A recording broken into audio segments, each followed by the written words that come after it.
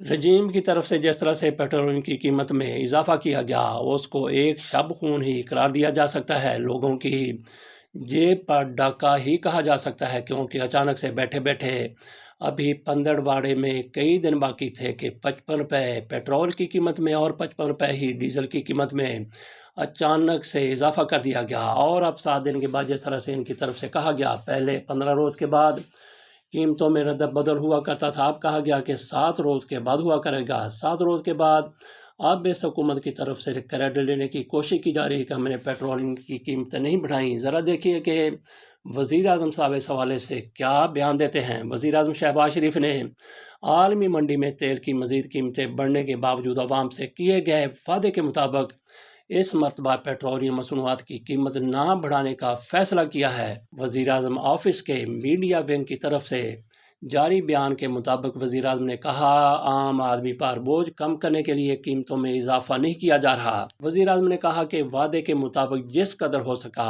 इन मुश्किल हालात में आवाम को रिलीफ पहुँचाएंगे।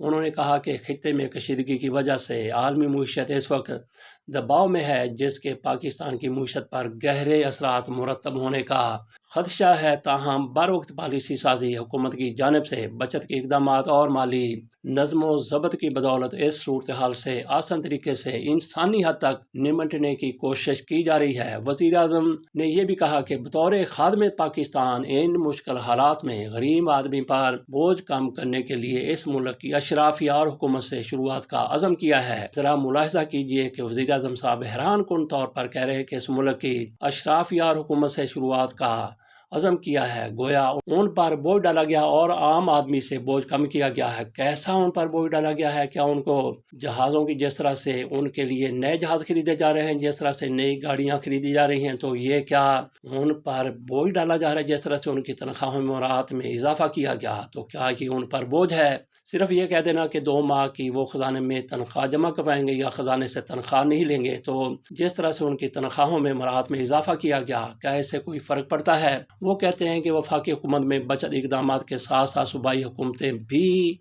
इन इकदाम में वफाकी हुकूमत का भरपूर साथ दे रही हैं, जो खुश आइंद है। वज़ीर आज़म ने यह भी कहा कि अल्लाह के फजल व करम से सफारती और मुआशी टीम की कोशिशों की बदौलत खाम तेल की मुल्क की ज़रूरियात के लिए मुनासिब मिकदार मुयस्सर है। वफाकी और सूबाई हुकूमतें मिलकर किसी को भी हुकूमत की जानब से मुकर्रर करदा कीमत से ज़ायद कीमत की वसूली की रोकथाम यकीनी बना रही हैं। उन्होंने दुआ की कि आलमी सतह पर हालात बेहतर हों और आलमी मंडी में पेट्रोलियम मसनूआत की कीमतों में इस्तेहकाम आए। 55 रुपये फ़ी लीटर इजाफा ये आवाम के लिए एक अजाब था, जो इस हुकूमत की तरफ से अचानक से और बिला वजह बिला जवाज़ नाजल कर दिया गया। आलमी सतह पर पेट्रोलियम की कीमतें अभी भी उस सतह पर नहीं गई, उस ऊंचाई पर नहीं गई जिसको सोचते हुए इनकी तरफ से इतना बड़ा इजाफा कर दिया गया था। बाकी ये खबर भी बड़ी नुमाया है कि वज़ीर आज़म शहबाज शरीफ साहब सऊदी अरब मोहम्मद बिन सलमान के कहने पर उनकी दावत पर गए थे और उनके साथ फील्ड मार्शल साहब भी गए थे। तो वहाँ पे फील्ड मार्शल साहब ने जो यूनिफॉर्म पहन रखी थी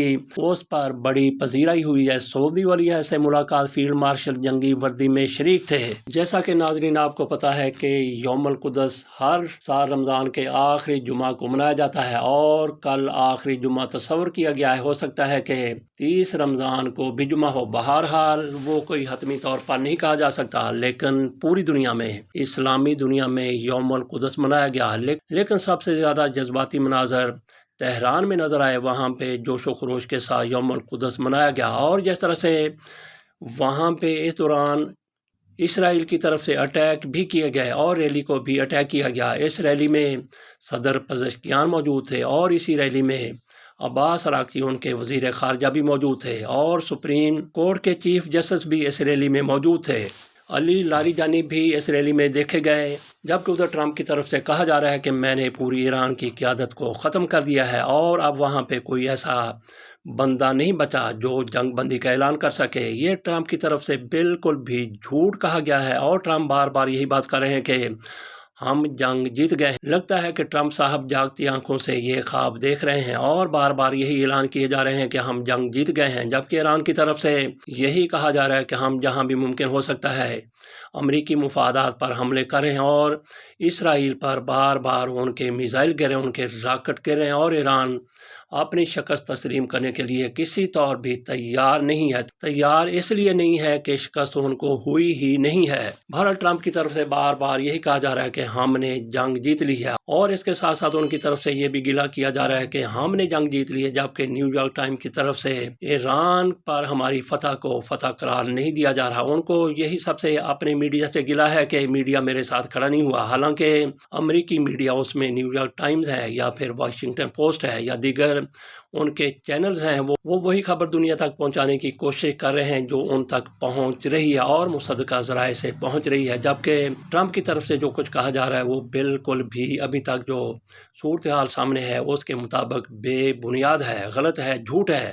جس طرح سے ایرانی قیادت یوم القدس کے اس ریلی میں شامل ہوئی ہے، اسے لگتا ہے کہ ایرانی قیادت بالکل بھی خوف زدہ نہیں ہے بلکہ وہ نڈر ہے، اور اسی طرح سے عوام بھی لاکھوں کی تعداد میں اس ریلی میں شریک ہوئے ہیں۔ حالانکہ قریب ہی اسرائیلی بمباری بھی جاری رہی جس میں کئی لوگ شہید بھی ہوئے ہیں، لیکن اس کے باوجود بھی ریلی پر کسی قسم کا کوئی اثر نظر نہیں آ رہا تھا، کوئی خوف نہیں تھا، کوئی ڈر نہیں تھا۔ ٹرمپ کی طرف سے G7 ممالک کو بھی یقین دلایا گیا ہے کہ ہم نے جنگ جیت لی ہے، لیکن یہ ممالک بھی ٹرمپ کی بات مانتے ہوئے نظر نہیں آ رہے۔ ان ممالک میں ایک تو امریکہ ہے، دوسرا کینیڈا ہے، تیسرا فرانس ہے، چوتھا جرمنی ہے، اور پانچواں اٹلی ہے، چھٹا جاپان ہے، اور ساتواں UK ہے۔ گزشتہ رات اسلام آباد کی طرف آنے والے افغانستان کے 2 ڈرون مار گرائے گئے۔ اسلام آباد کے اندر تک وہ نہیں پہنچ سکے تھے۔ بہرحال اسلام آباد ایئرپورٹ کو کچھ دیر کے لیے بند کیا گیا، اور اس کے بعد پھر سے اس کا آپریشن اسی طرح سے جس طرح سے پہلے تھا جاری ہو گیا، شروع ہو گیا۔ اسلام آباد کی طرف بڑھنے والے یہ ڈرون مار گرائے تو پہلے تو یہ افواہیں بھی سامنے آ گئیں کہ یہ انڈیا سے آئے ہیں یا ایران سے آئے ہیں، لیکن یہ افغانستان کی طرف سے آئے تھے جن کو اسلام آباد پہنچنے سے پہلے ہی تباہ کر دیا گیا۔ اس حوالے سے وزارت اطلاعات کی طرف سے یہ بیان جاری کیا گیا ہے کہ سیکورٹی فورسز نے دہشت گرد تنظیم کے 2 ڈرون مار گرائے۔ ظاہر ہے افغانستان کی طرف سے اس پر پراپیگنڈا کیا ہی جانا تھا کہ پاکستان کو بھاری نقصان پہنچایا گیا، اور اس کے ساتھ ساتھ اس رجیم کی پشت پناہ انڈیا، جس کے لیے یہ پراکسی کے طور پہ طالبان حکومت کام کر رہی ہے، اس کی طرف سے بھی ایسا ہی پراپیگنڈا کیا گیا۔ یہ تک بھی کہہ دیا گیا کہ اسلام آباد کا ہوائی اڈہ بند کر دیا گیا ہے۔ تھوڑی دیر کے لیے آپریشن ضرور رکا ہوگا، لیکن اسلام آباد کا ہوائی اڈہ بند نہیں ہوا۔ یہی حقیقت ہے، یہی سچ ہے۔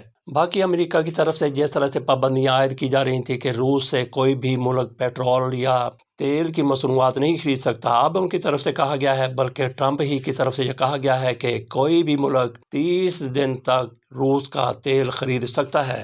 یہ دیکھیے کہ امریکہ کی ایک طرف اکانومی تباہ ہو رہی ہے، اور دوسری طرف امریکہ خود ہی روس کی اکانومی کو بھی مضبوط کرنے پر مجبور ہو گیا ہے۔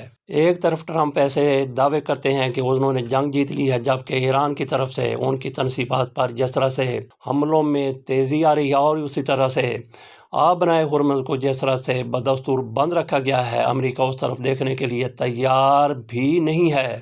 عراق کے اندر امریکہ کا ایک طیارہ جو ریفیولنگ والا ہے اس کو مار گرایا گیا، جس میں 6 فوجی مارے گئے۔ ایران کی طرف سے ابراہیم لنکن بحری بیڑے کو بھی شدید نقصان پہنچایا گیا ہے۔ ایسی صورتحال میں ٹرمپ کس طرح سے اپنی جیت کا اعلان کر سکتے ہیں؟ بہرحال ٹرمپ صاحب اعلان پر اعلان کیے جا رہے ہیں، اور ان کی اب فرسٹریشن واضح طور پر نظر آ رہی ہے۔ ان کی طرف سے کہا گیا کہ ہم جنگ جیت چکے ہیں، ساتھ ان کی طرف سے کہا گیا کہ میں 47 امریکہ کا صدر ہوں، یعنی میں امریکہ کا 47واں صدر ہوں۔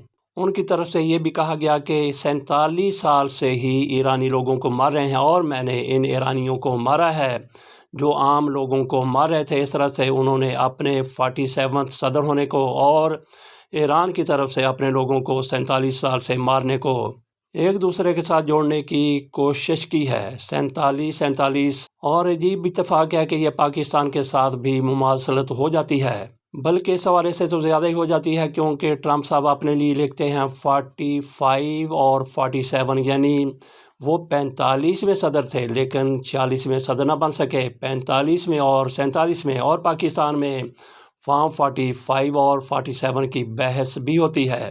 گویا ٹرمپ کی طرف سے یہ کہنا کہ میں 47واں صدر ہوں اور 47 سال سے ایرانی اپنے لوگوں کو مار رہے ہیں اور اس کے ساتھ ساتھ پاکستان میں فارم 47 کی حکومت بھی قرار دی جاتی ہے کچھ لوگوں کی طرف سے، تو یہ کیسا اتفاق بن جاتا ہے۔ چلتے چلتے مشرق وسطیٰ کی جنگ کے حوالے سے بھی تھوڑی سی معلومات آپ کے سامنے رکھ دیتے ہیں۔ ٹرمپ کی طرف سے کہا گیا ہے کہ ایران پر حملے تیز کرنے کا فیصلہ کیا ہے، لگتا ہے کہ پیوٹن تھوڑی مدد کر رہے ہیں۔ ایران نے دبئی پر حملے کیے ہیں، عمان پر حملے کیے ہیں اور دیگر خلیجی ملکوں پر بھی حملے کیے ہیں۔ سعودی عرب کی طرف سے کہا گیا ہے کہ 56 ڈرون تباہ کیے ہیں۔ جیسا کہ کہا کہ روسی تیل پر پابندی اٹھا لی گئی ہے، اس کے باوجود بھی عالمی منڈی میں پھر تیل مہنگا ہو گیا ہے۔ عراق میں امریکی ری فیولنگ طیارہ تباہ ہوا، 6 فوجی ہلاک ہوئے، اس کی ہم کل بھی خبر دے چکے ہیں۔ ایران کی طرف سے دعویٰ کیا گیا ہے کہ اس نے ابراہیم لنکن کو نشانہ بنایا ہے۔ جیسا کہ بتایا کہ ٹرمپ کی طرف سے G7 ممالک کو یقین دہانی کرائی گئی کہ ہم جنگ جیت رہے ہیں، لیکن ان ممالک کی طرف سے فوری طور پر جنگ بندی کا ٹرمپ سے مطالبہ کیا گیا ہے۔ امریکہ کی طرف سے یہ بھی کہا گیا ہے کہ ایک تو مجتبی خامنئی زخمی ہیں، دوسرے ساری کی ساری ایرانی قیادت زیر زمین جا چکی ہے۔ اندازہ کیجئے کہ یوم القدس کی ریلی میں ساری کی ساری بڑی ایرانی قیادت موجود تھی۔ اس سے اندازہ کیا جا سکتا ہے کہ امریکہ کے یہ دعوے کیسے ہیں۔